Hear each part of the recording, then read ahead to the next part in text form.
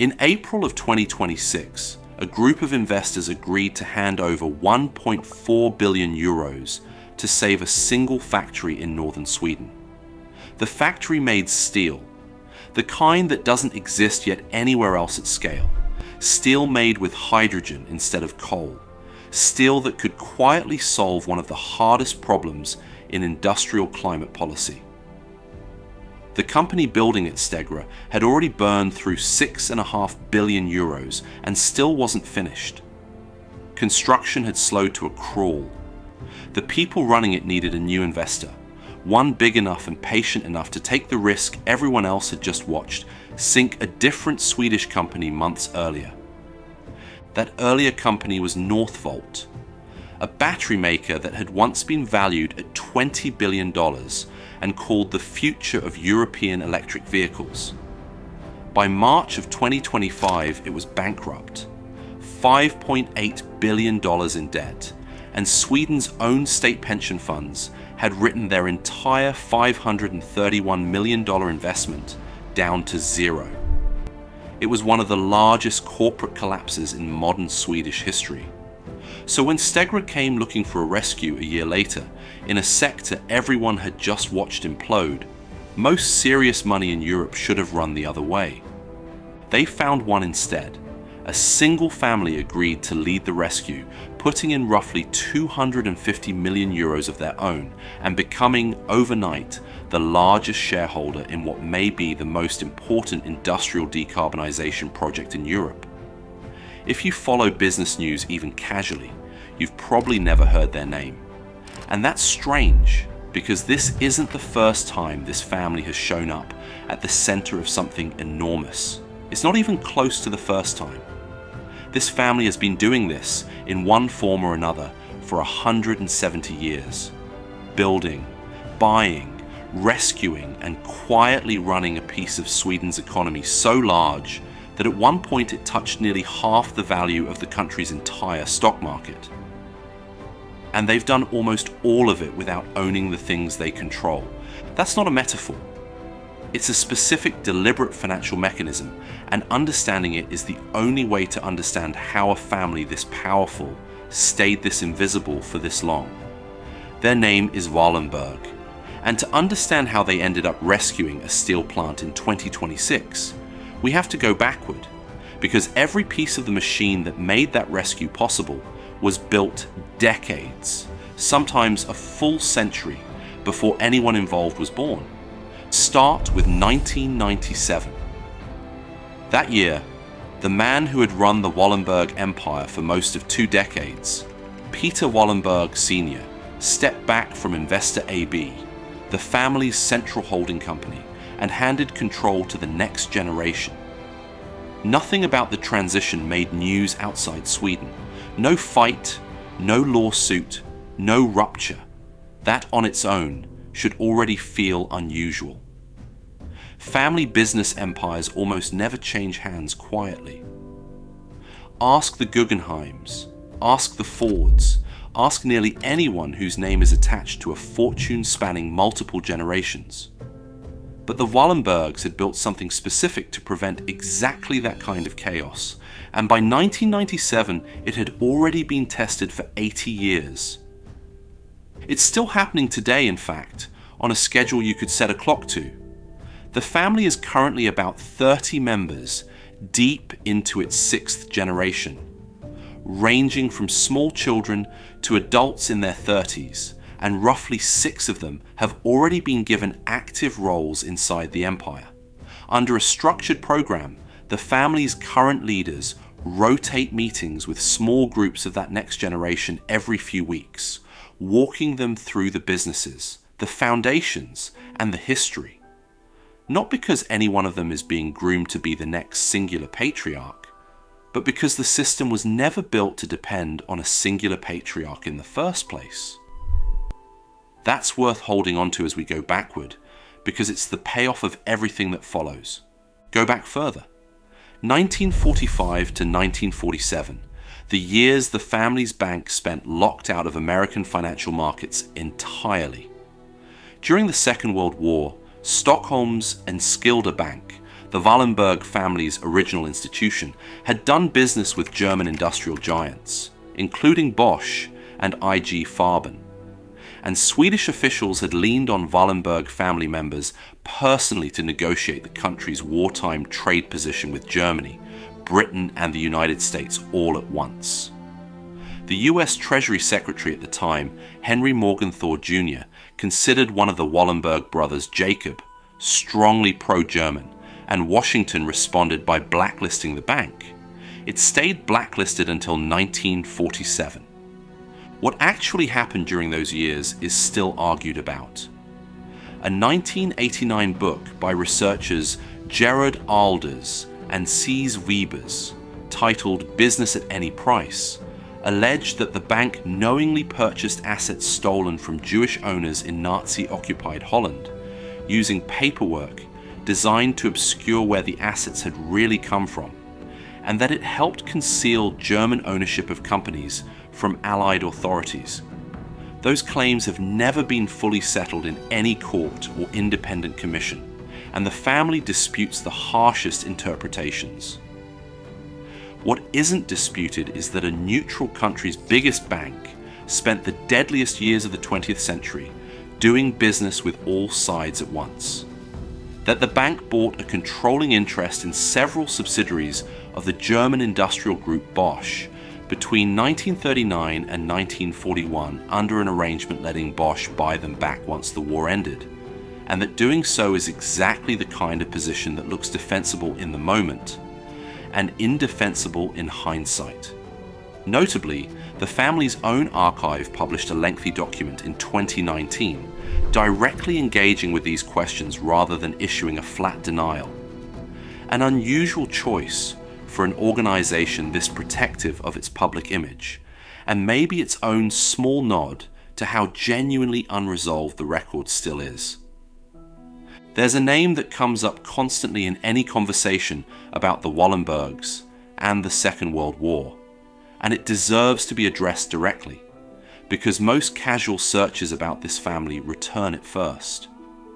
Raoul Wallenberg was a Swedish diplomat who spent the second half of 1944 in Budapest, issuing protective passports and setting up safe houses that are credited with saving tens of thousands of Hungarian Jews from deportation.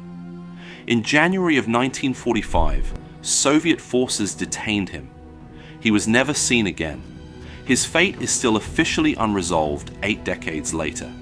He is, without question, the most famous person to carry the Wallenberg name, and he is very likely not the family you assumed this video was about a moment ago. Here's the uncomfortable part. Raoul Wallenberg belonged to a separate, more distant branch of the same extended family, not the direct line running the bank and the industrial empire. Historical sources differ on exactly how close the relation was. Some call him a distant relative. Others use looser language like cousin. What matters for this story is that the man risking his life to save strangers in Budapest and the men running the family's wartime trade negotiations in Stockholm were, at most, distant relatives who shared a surname, and according to at least one archival account the family itself has published, appear to have had very little direct contact during the war years. Two Wallenberg stories were unfolding on opposite sides of Europe in 1944, and they are, as far as the historical record shows, almost entirely unconnected.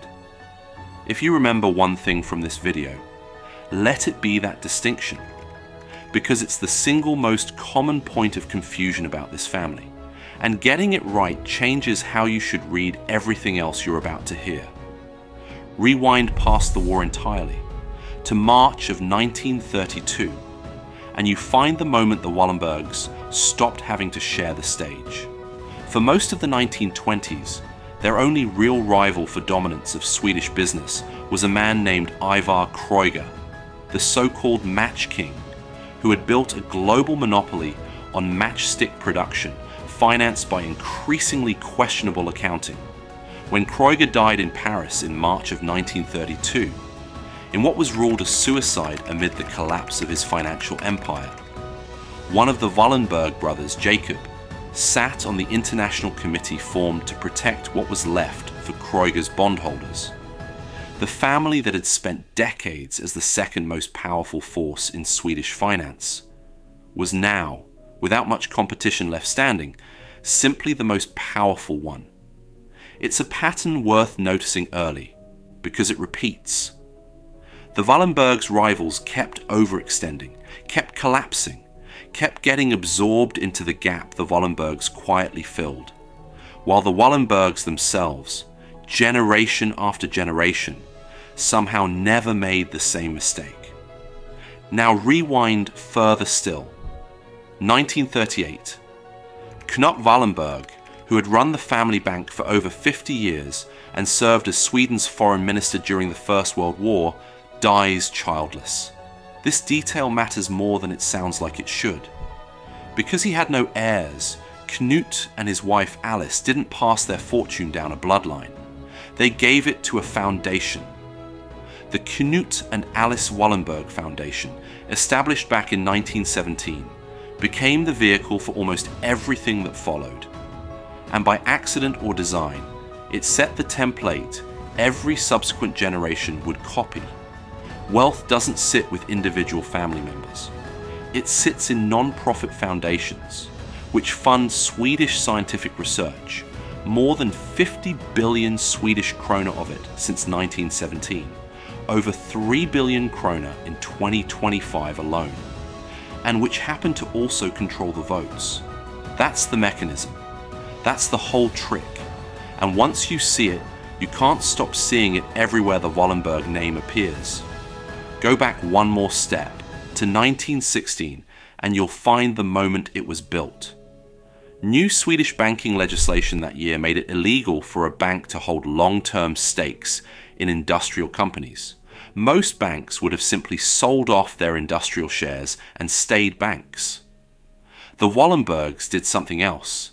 They spun those shares into a brand new company, Investor AB, built specifically to hold industrial stakes the bank legally couldn't anymore. And when they structured that new company's shares, they didn't split them evenly. They created two classes, one with far more voting power per share than the other. And they made sure the high vote shares stayed concentrated in family hands, and eventually in the family's foundations. The effect is almost architectural in its elegance. Today, the three largest Wallenberg foundations together own roughly 23% of Investor AB's actual capital. But because of those high vote shares, that same 23% commands 50% of the votes, half of all decision-making power built on less than a quarter of the money. And because that money sits inside foundations rather than personal bank accounts, no individual Wallenberg family member can simply cash out, sell to a rival, or lose it in a divorce, a lawsuit, or a bad decade. The empire can't be broken up because, in the legal sense that matters most, no single person actually owns it. Think about what that actually removes from the equation, compared to almost every other family fortune in history. There's no scenario where a disgruntled heir sells their stake out of spite. There's no scenario where an estate gets split 6 ways after a death, and each piece gets sold off separately to pay inheritance tax, because the foundations were specifically designed, from the very beginning, to sidestep that tax exposure entirely.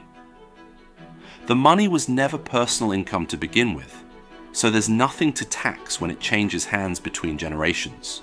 There's no hostile takeover risk in the conventional sense, because the votes that matter were never for sale on the open market in the first place. What trades on the Stockholm exchange is mostly the low vote shares, which let outside investors participate in the profits without ever threatening the family's control. Ordinary shareholders get a piece of the upside. The Wallenbergs keep the steering wheel. Nobody has to fight over it, because the fight was designed out of the system before most of the people who might have started one were even born. If you're finding the mechanics of a 1916 banking law more interesting than you expected to, that's the whole channel. we dig into the specific financial systems that quietly built the biggest fortunes in history, one dynasty at a time. And if that's your kind of thing, subscribing means you won't miss the next one. Push back one final decade and a half to 1856, and you find the person who started all of it with nothing like this in mind. André Oscar Wallenberg wasn't born into money. He was a naval officer who left the service at 30 to chase the wave of entrepreneurship he'd watched sweep through other countries. He'd already helped found one small bank in the 1830s and spent years working merchant shipping lines between Sweden and the United States, before in 1856 he opened Stockholm's Enskilda Bank in Stockholm, modelled loosely on Scottish private banking, at a moment when Swedish banking barely used ordinary savings capital to fund anything at all. It was, by multiple accounts, the first bank in the world to employ a woman just a year after it opened. André Oscar had 21 children across 2 marriages and a long relationship in between. And by the time he died in 1886, he'd already built something far bigger than a regional Swedish bank. He'd built the base every future generation would build on top of, without ever designing the foundation and dual share structure that would eventually make his descendants nearly untouchable. He simply built a bank that worked, married it to Swedish industry at exactly the right historical moment, and left behind enough children that the family name was never going to disappear for lack of heirs. That structure came together generation by generation, almost like it was being stress tested in real time by history itself. It survived the death of a childless foreign minister in 1938. It survived a wartime blacklist that could have permanently poisoned the family's reputation with the world's largest economy. It survived the messy, allegation-filled question of what a neutral country's biggest bank actually did while millions of people were being murdered a few hundred miles away. A question this video isn't going to pretend is fully resolved, because it isn't. It survived its own leaders being wrong too, which might be the more important test. In 1946, one of the brothers running the empire, Marcus, known inside the family as Dodder, wrote a letter trying to convince his own brother Jacob to abandon the family's long-standing interests in railroads and back a new venture instead, an airline that would become SAS. In that letter he wrote a line the family still repeats today: "To move from the old to what is about to come is the only tradition worth keeping." It's a strange thing for a dynasty this old to have adopted as an internal creed. That continuity itself isn't the goal, adaptability is. But it explains a lot about how a family founded on 19th century banking ended up 80 years later founding an airline and 150 years later rescuing a hydrogen steel plant. In 1972, the original bank itself, Stockholm's Enskilda Bank, merged with a rival to form what's still called SEB today. And in that merger, the family's direct ownership of the bank that started everything actually shrank to a minority stake. It barely mattered. By then, investor AB, not the bank, was the real engine, and the mechanism running through investor didn't care what the bank's ownership chart looked like anymore. And through all of it, the family survived something dynasties almost never survive: 5 consecutive handoffs of power, from André Oscar to Knut, to Marcus Sr., to the brothers Jacob and Marcus Jr., to Peter Sr., and finally, in 2006, to the current generation, Jacob, his brother Peter Jr., and their cousin Marcus, without a single public succession fight along the way. The historian Gunnar Wetterberg, who spent years researching the family and was eventually invited to the Wallenbergs' own estate, Taka Udden, described it afterward as almost aggressively unremarkable. Large brown furniture, paintings of ships, nothing that would look out of place in any upper middle-class Swedish home. Wetterberg's read on it was that the companies the family runs are, by reputation, places people genuinely like working. And that this, more than the money itself, is what's earned the Wallenbergs so much quiet goodwill inside Sweden over the decades. It's a strange kind of power, the kind that doesn't need to announce itself, because by the time you'd need it to, everyone in the room already knows who's in charge. And there is a lot of room. As of this year, some version of the Wallenberg sphere holds stakes in Ericsson, ABB, AstraZeneca, Atlas Copco, Electrolux, Saab, SKF, Stora Enso, Husqvarna, the bank SEB, and the stock exchange operator Nasdaq, among dozens of others. A footprint that touches telecommunications, pharmaceuticals, industrial equipment, defense, forestry, and finance all at once, under one family's umbrella of influence, without that family owning the outright majority of almost any of it. It's worth saying plainly that this list isn't permanent either. The family backed the airline SAS for most of 8 decades, before losing that stake entirely when SAS went through bankruptcy restructuring in the early 2020s. A reminder that even a system built to endure doesn't win every single bet it makes. Which brings us back to where we started. April of 2026, a battery-adjacent industrial sector across Europe, already spooked by Northvolt's collapse a year earlier, and a green steel company in northern Sweden burning through its runway. Most investors looking at that situation in early 2026 saw a cautionary tale. The Wallenbergs saw the same thing they'd apparently been seeing for 170 years.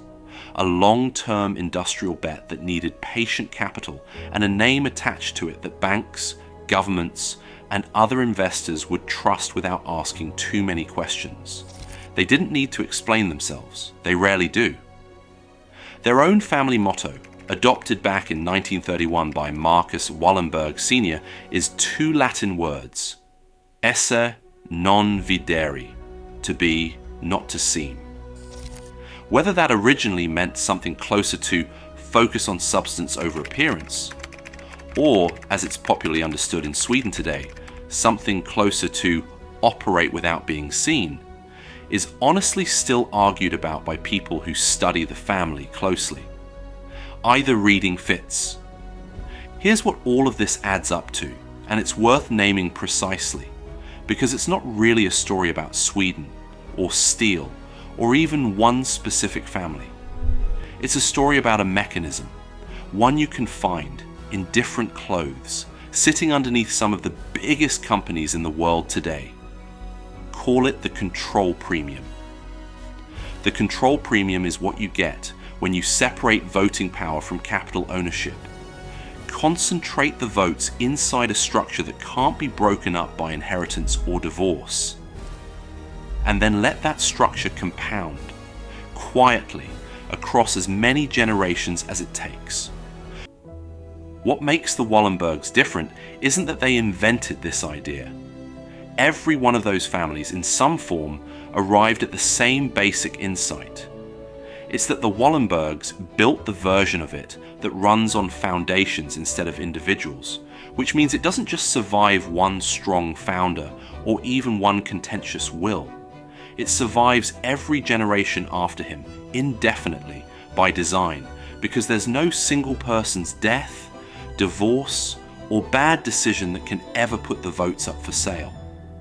That's also probably the honest answer to why almost nobody outside Sweden has heard of them.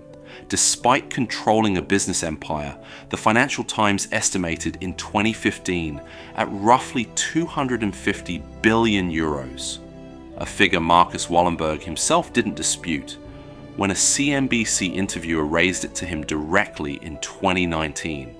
No individual Wallenberg shows up on a global rich list, because no individual Wallenberg personally owns enough to qualify. The money isn't theirs in the way Elon Musk's or Jeff Bezos's money is theirs. It sits in institutions built specifically so that it never has to be theirs, individually, for the system to keep working. It's not a system without critics. Some economists and left-leaning commentators in Sweden itself have argued for years that this kind of concentrated, unaccountable control inside a country that prides itself on being one of the most economically equal societies on earth, with one of the lowest income inequality scores of any nation measured by the World Bank, sits uneasily next to that national self-image, and that dual-class structures like this one can dampen competition and slow down the kind of aggressive corporate change a fully open market would otherwise force. It's a genuinely strange contradiction when you sit with it. A country famous for narrow gaps between what ordinary people earn can, at the very same time, have one of the most extreme concentrations of corporate ownership power anywhere in the developed world, because income and control simply aren't the same measurement. The Wallenbergs and their defenders counter that exactly that patience is the point, that short-term shareholder pressure is what wrecks long-term industrial projects, the same kind of projects that, in 2026, needed someone patient enough to write a €250 million check for a steel plant nobody else was confident enough to save. Before we close this out, if 170 years of one family building the same invisible machine underneath 5 generations of Swedish industry is the kind of history you want more of, this channel exists for exactly that reason. And subscribing is the easiest way to make sure the next one finds you. So think back to that scene we opened on. A family nobody watching had heard of, casually becoming the largest shareholder in one of the most important industrial projects in Europe. It isn't casual at all. It's the visible tip of a mechanism built in 1856, formalized in 1916, tested by war and scandal in the 1940s, quietly perfected by 1997, and handed, without incident, to a 6th generation that, as of this year, is already being trained to run it. Somewhere in Stockholm right now, a handful of people in their 20s and 30s who happen to share a surname with a 19th century naval officer are sitting through the same kind of rotating meetings their grandparents and great-grandparents sat through, learning a system none of them built and all of them will eventually be responsible for. The steel plant in Boden will either succeed or it won't. Green hydrogen steel is still an unproven bet at industrial scale, whatever the money behind it. But whichever way that particular bet goes, the machine underneath it, the foundations, the voting shares, the family that built a system designed to outlast every individual member of it, isn't going anywhere. It's already outlasted 2 world wars, a Cold War-era blacklist, and every rival dynasty that once stood beside it in Swedish business history. Esse non videre. To be, not to seem. 170 years in, it's hard to argue the motto hasn't worked exactly as intended.